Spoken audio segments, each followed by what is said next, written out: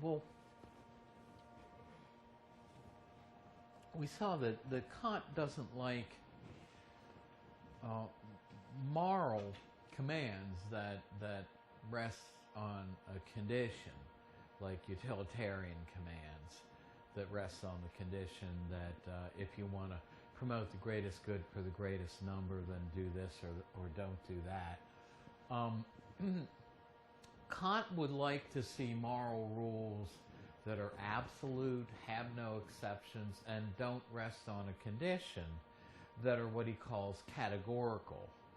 So how does he think we get these? Well, he thinks we discover them by employing an internal test of reason that he calls the categorical imperative.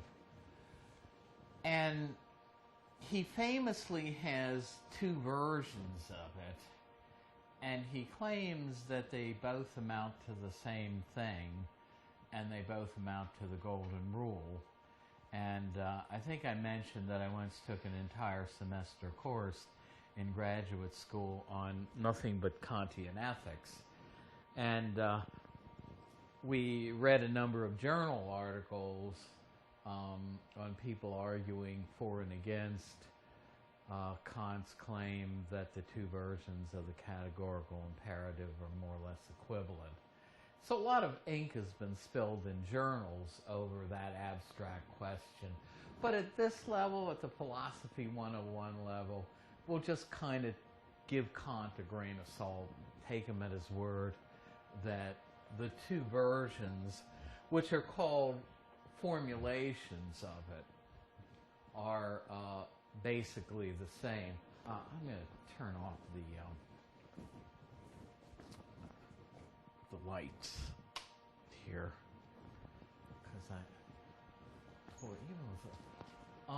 because could you pull those blinds down? And those blinds really aren't too effective, but you know, I know it's kind of, you know, it's odd. The sun has kind of changed position.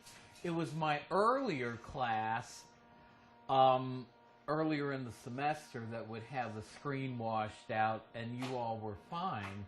But now it seems to be the opposite, that it's not as bad for them, but the sun for you is not as good. So maybe everything works out and evens out. Well, anyway, as I said, for Kant, these are two different versions of the categorical imperative. So we're going to look at both of them. But again, you want to keep in mind that for him, they're both equivalent to the golden rule.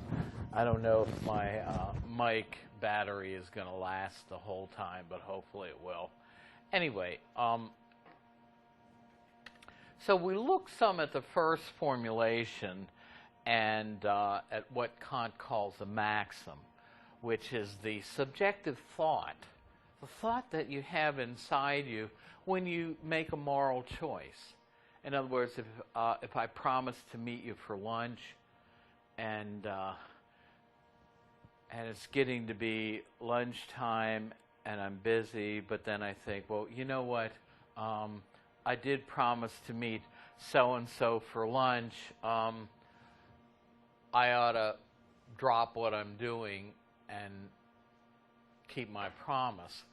Well, the thought, keep your promise, is a maxim. So we ought always to act on the rule, or we ought to follow privately rules, maxims, which we can, without contradicting ourselves, want everyone to follow. So Kant thinks that there are a lot of moral rules that do pass this test. And here's how we get universal moral rules that don't have any ifs attached to them. My maxim, in other words, if I'm thinking, well, okay, it's getting lunchtime, I promised so-and-so to meet her for lunch. I had to drop what I'm doing. I need to keep my promises. I'll go down and meet her. Well, that subjective rule, keep your promise, that I'm following, I can follow myself. I can go and keep my promise to meet you for lunch, and at the same time will that everyone in a similar situation also be morally required to keep their promises. There's no contradiction involved in doing what I'm doing and also wishing that everyone in a similar situation be required to do the same, namely keep their promises. So that gives us a universal moral rule. Always keep your promises. And so this is how we arrive, by using this test of reason, at these universal moral rules that don't have any ifs attached to them, that command categorically. Now we're going to see that Kant does run into problems with having very strict moral rules that have no exceptions. But we'll look at that in the section on criticisms of Kant. Not every possible action we could follow passes the test of the categorical imperative. Kant says, even if I'm in pain, committing suicide is not something I could universalize to wish that everyone could do the same. It's permissible to kill, right? Who would universalize that to it's always permissible to kill? So I can't think that I'm somehow an exception to the rule and I'm in a situation where I can kill somebody, but I wouldn't want everybody to think that they can kill somebody. The one that Kant spends a lot of time, and this was brought out in the video, is promising falsely to get a loan. In other words, suppose nobody's going to lend you the money unless you really promise you're going to repay it. But you know you don't want to repay it. You're not going to repay it. Well, Kant says maybe from self-interest, privately, I could follow a maxim that says when I'm in a bind financially, I can make a lying promise to borrow money. But he says, I can't will that everyone who's in a bind financially be allowed morally to make a lying promise to borrow money, because what's going to happen? Soon people are going to catch on and nobody's going to take any word that they'll repay, and so the whole thing would be self-defeating.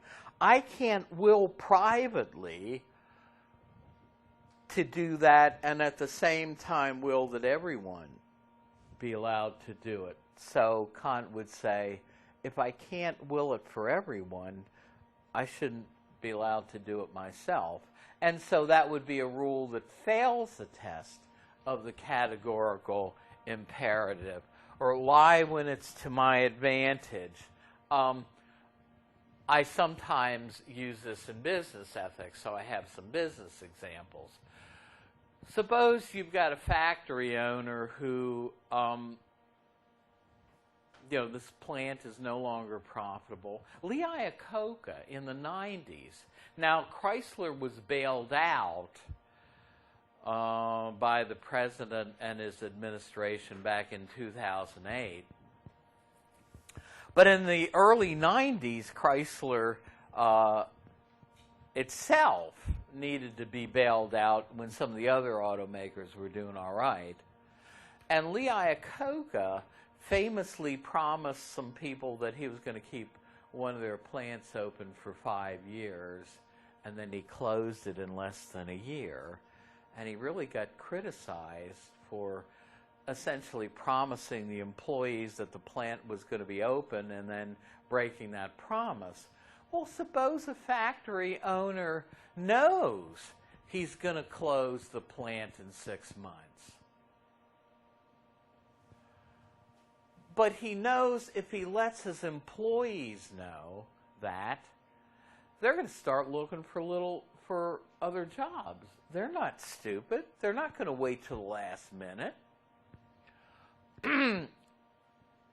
But he needs those employees around to get done in the factory what he needs to get done in the next 6 months. So he makes a lying promise to them. He says, look, don't believe these rumors that you hear about us closing our doors. This factory is going to be around for the next 5 years and more, like Lee Iacocca said.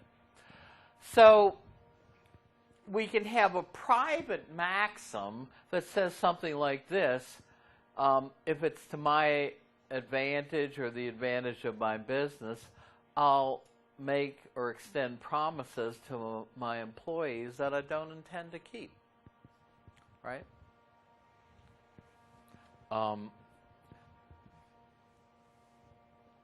But here again, I can follow this maxim privately from self-interest, but the question is, can I consistently will that everyone in a similar situation be allowed to make a lying promise to his employees? Well, employees would catch on, and it would be like the situation of lying to get a loan.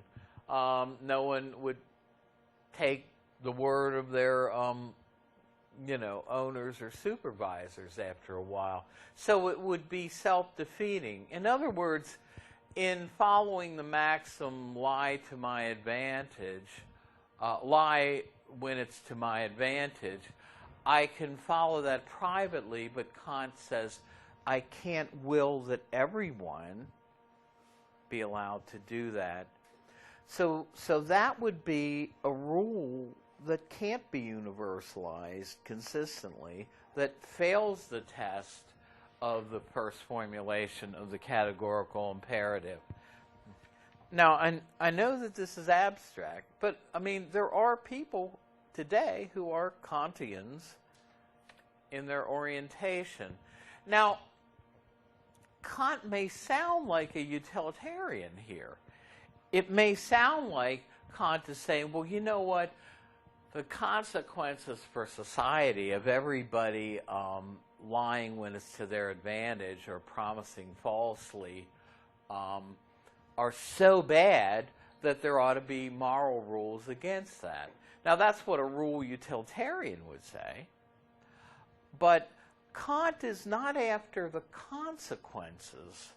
He doesn't say it's the consequences of making a lying promise or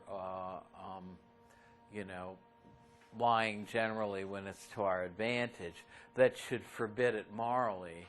But it's that there's a conflict of will between what I will for myself and what I would want everyone to be able to do.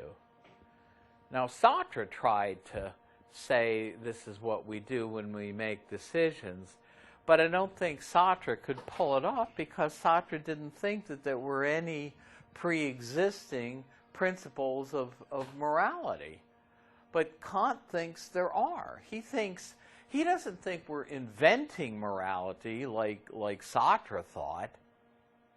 Kant thinks we're using our reason to discover what the existing rules of morality are. And again, the thing I said last time is this is why Kantian philosophy is one of the leading theories of secular ethics. Because even though Kant himself was a Christian believer, you can use his system to work out what you ought to do just using this rational test of the categorical imperative, and you don't have to bring in any religious assumptions. Now let me ask, is there anyone who still needs to take the Scantron? You people were pretty good. I think we had 22 out of 25, which was very good. My other class was not as good. And I did run them off, and like I say, they were below the scores of test 1, but that does happen because the material gets harder, but we'll go over it Monday. So what Kant is after then is that he thinks there's a contradiction in rules that fail the test of the categorical imperative. There's a contradiction between what I want for myself and what I would want for everyone. And so it's this internal logical contradiction that Kant is after as a reason why we shouldn't have rules like lie falsely to get a loan, or promise falsely to get a loan, or lie when it's to your advantage. Not something having to do with the consequences of doing that for society. So Kant's not a consequentialist, even though he might look like one, even though it might look like he's saying we shouldn't lie when it's to our advantage or promise falsely because the consequences are bad for society. That's not what Kant is saying. So that's the first formulation of the categorical imperative. And again, it is abstract, but it basically is the golden rule. He's saying that if the situation were reversed, put yourself in the position of the lender. Would you want somebody coming to you to make a false promise to borrow money? Well, if you wouldn't want somebody doing that to you, you shouldn't do it to somebody else. And that's the golden rule, that we should treat other people the way we would want to be treated. And these rules, these maxims that fail the test of the categorical imperative usually involve treating somebody else in a way that they wouldn't consent to if they knew what you were up to. Now, the second version, I think, is a little more down to earth and concrete, and maybe a little easier than the first version to see how it is like the golden rule. Always act so as to treat others as an end and never only as a means. Well, we're going to see that Kant basically wants us to respect the decisions of other fully rational, fully mature adult individuals, to respect their choices even if we don't agree with them. And to respect somebody else's choices is for Kant to treat someone as an end. But think about it. Would we want somebody just to use us to get what they want? Well, that's what Kant means by treating somebody as a mere means. And I was telling people in my day there was a song by Bob Seger called Night Moves. And Bob Seger was the exception, right? He pictures two teenagers in a car working on their night moves, and you can read into that what he meant pretty easily. And he's got a line in the song that says, I used you, you used me, but neither one of us cared because we were working on our night moves there in the car.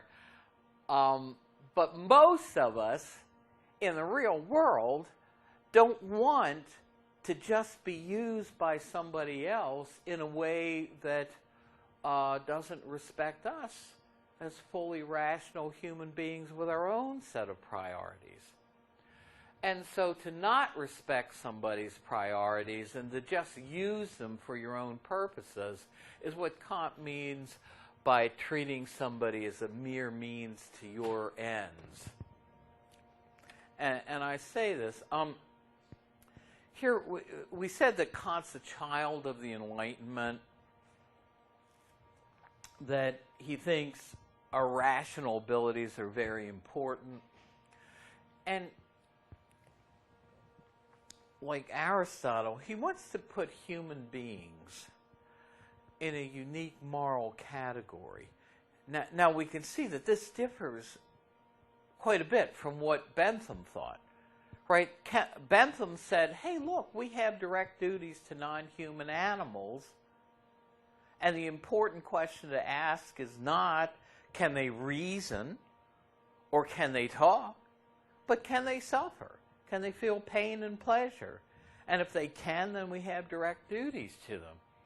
But Kant thinks that what puts us as human beings in a unique moral category from non-human animals is that we can apprehend our duty by means of something like the categorical imperative, and that we can act on principle. We can do things just because we think it's our duty to do them. Non-human animals might act for prudential reasons, but they can't act on principle. And the example I like to give is I've had several cats over the years, and I have an old house that has things like wooden banisters and stuff. And sometimes the cats think that that they'd like to use some piece of wood around the house as a scratching post, right, to scratch their claws on it.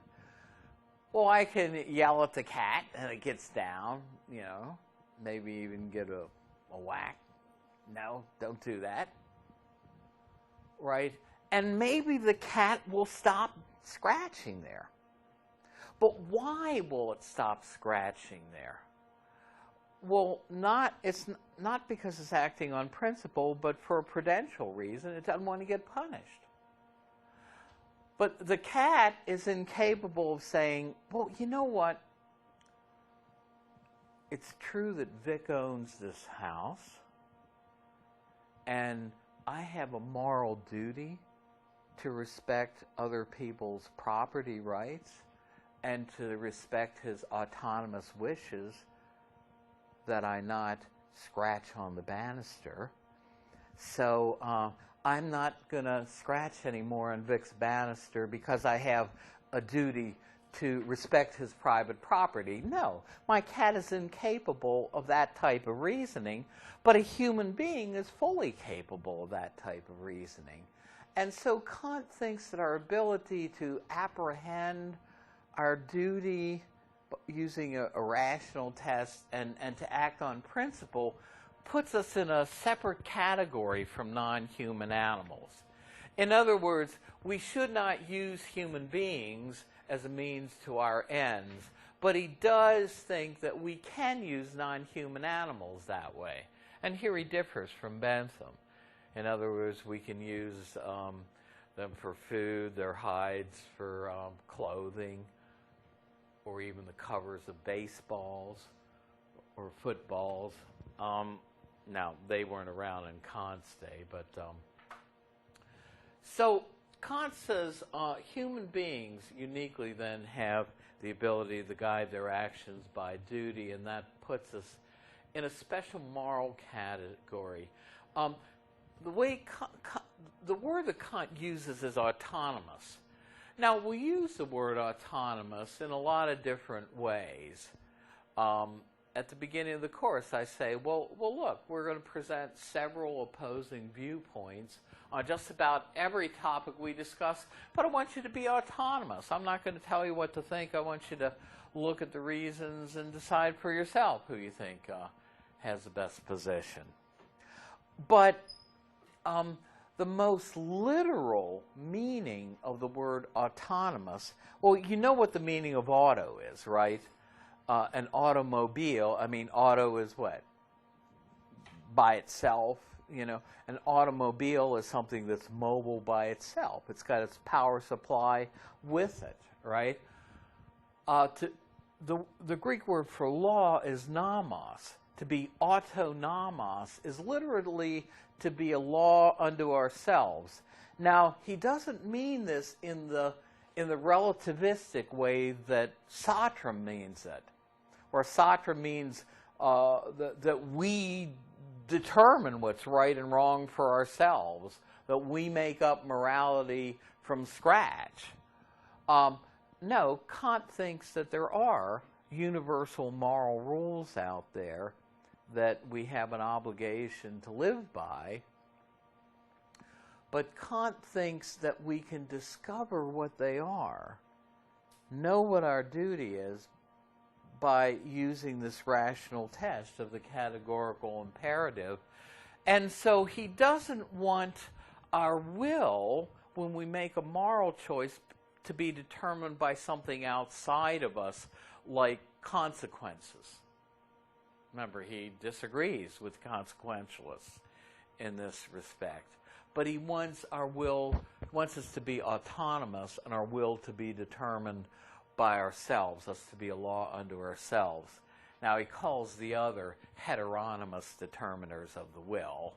If you remember that phrase, your parents say, well, what should you discuss in philosophy class today? Well, we touched on the topic of heteronymous determiners of the will for Kant, and your parents will think, wow, heteronymous determiners of the will.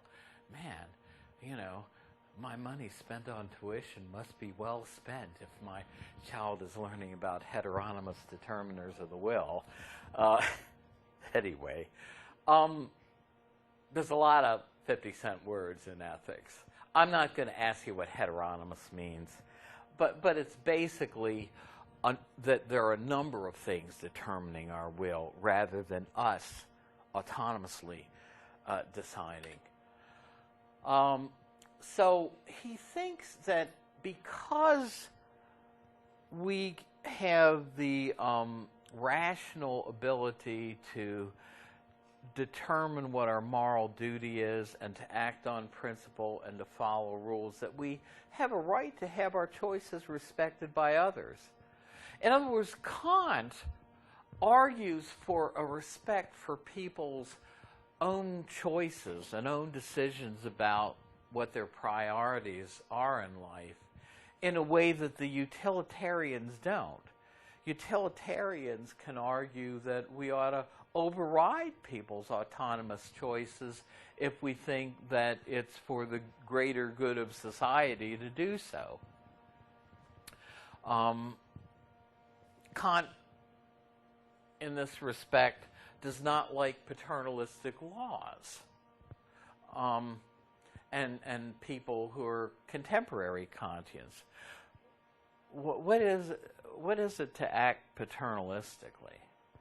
If I act, to act like a parent, right?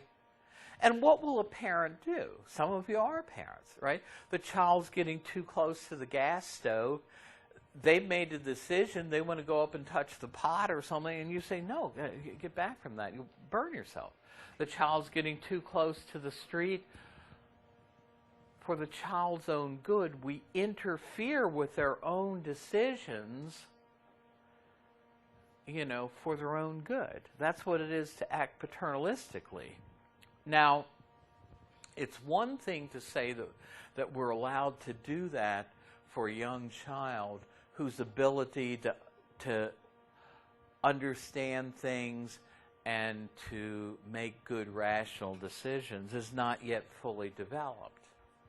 It's yet another thing to say that, for instance, a government has the right to pass paternalistic laws that put restraints on the behavior of fully mature adult individuals for their own good. What's an example of a paternalistic law? What's a law that the government passes not to protect somebody else from us, like a law against assault and battery, but what's the law the government passes to regulate our behavior for our own good. Pardon? Are you talking about like laws on driving, like you can't consume this amount of alcohol if you want to drive somewhere? Well, okay, that would be something. There are a number of them connected with driving. Seatbelt laws, right? You ought to wear a seatbelt. We're going to make it illegal not to protect you from yourself. We're doing this for your own protection. The mayor of New York recently passed a law that doesn't allow people in most venues to buy a soda that's 32 ounces or bigger. Why? To protect people from themselves, because he thinks it's not good for them to be drinking that much sugary soda. I had a summer job. Sometimes, you know, I've had to take odd jobs in the summer just to get by. And for 2 summers in a row, I had this job. There was a when the mortgage business was going, I was telemarketing mortgage leads. And so I was on a 4-hour shift. And I'd go over to 7-Eleven, and if you had your own cup, you could go over there and for 99 cents get a 64-ounce soda as long as you had your own cup. And I'd do that, and that would last the whole 4-hour shift. I'd sort of sip it and nurse it along, you know. But, you know, Mayor Bloomberg wouldn't let me do that anymore for my own good. So, so Kant, more so than the utilitarians, and see, utilitarians could justify this if they say, well, it's for the greater good of society that we not let people buy sodas bigger than 32 ounces, or that we force them to wear seatbelts or not text while they drive. So to respect somebody's autonomy is to treat them as an end in Kant's own technical language. To ignore them is to treat them as a mere means to your end. So consider the factory, the owner of the factory, who lies to his employees, hey, don't believe what you hear about us closing down. We're going to be here for 5 years or more. And yet he knows he wants to close the plant down in 6 months. But he needs those employees. And they may start looking elsewhere for other jobs and leave him. So he's using those employees as a mere means to get done what he wants to get done, as a mere means to his purposes or ends. And Kant says that's wrong. You know, if I lie, tell you as the lender an overt lie just to get a loan, I'm using you as a mere means to get what I want, to get the money I want, right? And I'm not respecting your ability to make your own choices about what you want to do with your money.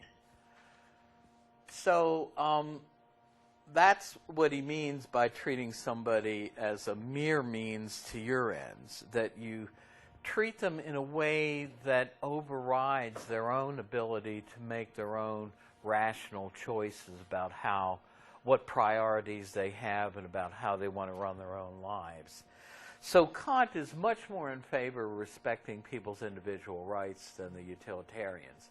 The utilitarians think we can override people's individual rights if they can justify it by saying it's for the greater good. Well, some of the objections, it shouldn't surprise you that some people think this is way too abstract and rational a moral theory. Sometimes we don't make moral decisions rationally. And along with this is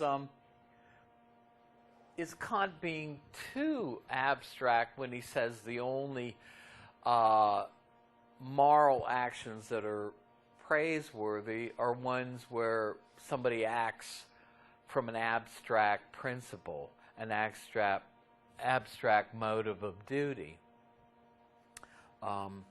In other words, suppose I help somebody because I really have feelings for them. I know what they're going through, out of a feeling of benevolence or charity. I mean, ordinarily, commonsensically, we think that's a good thing. If somebody helps out their next door neighbor because they really have feelings for what they're going through, not because they think they have an abstract duty to humanity in general to be benevolent to their fellow man, but because they really care for their neighbor, Kant says that's a second-rate motive and not morally praiseworthy. It's only morally praiseworthy if I act out of an abstract principle of duty. Most people think Kant's a little too narrow in what he calls a praiseworthy moral motive. That often acting, from a feeling of benevolence can be praiseworthy as well. Now, Kant does say we can accompany feelings of compassion or our inclination to do good works with duty, but still that's different from saying that these feelings by themselves are worthy moral motives, which Kant does not do. So Kant gets criticized at the point of having too narrow a view of what a moral motive is. So it still contradicts our common sense morality if viewing only actions made from duty as morally praiseworthy. Remember, the philanthropist, it's only when he puts aside his inclination to help somebody and does them out of an abstract moral motive of a duty of benevolence to his fellow man that what he does has moral worth.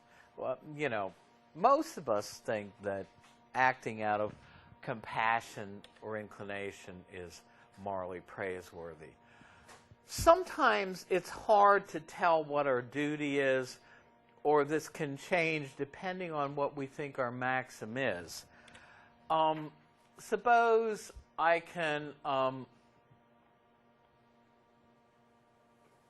save my child's life as a father if I tell a lie. This was an example in a book I used. This is meant to parallel I know, we have about 4 minutes, the case of the inquiring murderer. Well, the point is, am I following the Stark rule, it's permissible to lie? Well, if so, then universalizing that would be it's always permissible to lie, and you can see why that wouldn't pass the test of the categorical imperative. And this is the way Kant treats an example like lying to the inquiring murderer. The maxim I'm following is it's permissible to lie. You universalize that to it's always permissible to lie. And so he says it's not always permissible to lie, so you shouldn't lie even to the inquiring murderer, no matter what the consequences. But, or would I as a parent be acting from a self-interested motive? I'll lie because it suits my own interests to save the life of my child. That, after all, is my DNA. Well, here again, we probably couldn't universalize that when it suits his or her interests, everyone should be permitted to lie, right? And that would prohibit it. But the 20th century philosopher G.E.M. Anscombe, who was a good, very competent female philosopher, said, well, what if we tweak the maxim to say something like, when I can save an innocent life, I can lie. Well, then that would justify me. I could follow that and lie to the inquiring murderer and believe that anyone else in a situation where they can save an innocent life by lying be allowed to do that. And so if we change the maxim, then it does become permissible to lie. And this is one way that contemporary Kantians have tried to take the stark, hard edge off Kant's no exception to these moral rules position. Also, what happens if we get conflicting absolute duties?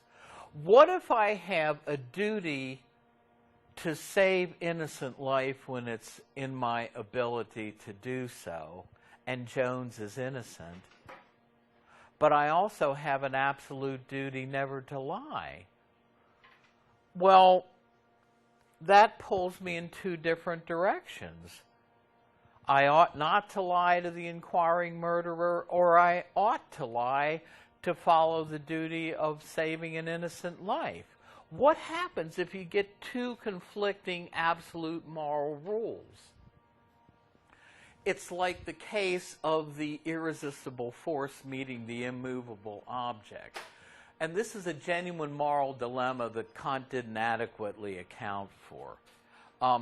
What happens when we have conflicting obligations in real life? Suppose I promise to meet you downtown for lunch, and I'm an EMT. I'm qualified as a paramedic. And I pass an accident on the way, and I might be able to save a life by stopping and breaking my promise to you. Well, in the real world, we prioritize things, and we say, okay, I have a duty to keep my promises, but I also have a duty to save an innocent life, and that right now takes priority. But if you want to put all moral rules on a plane where they're all of equal importance, then you have a real problem when you have a conflict of duties. You know, in the real world, we prioritize things. I mean, I often have people come up to me and say, well, my child was sick this morning. I had to take her to the hospital on last class day, and you know, I couldn't make it to class.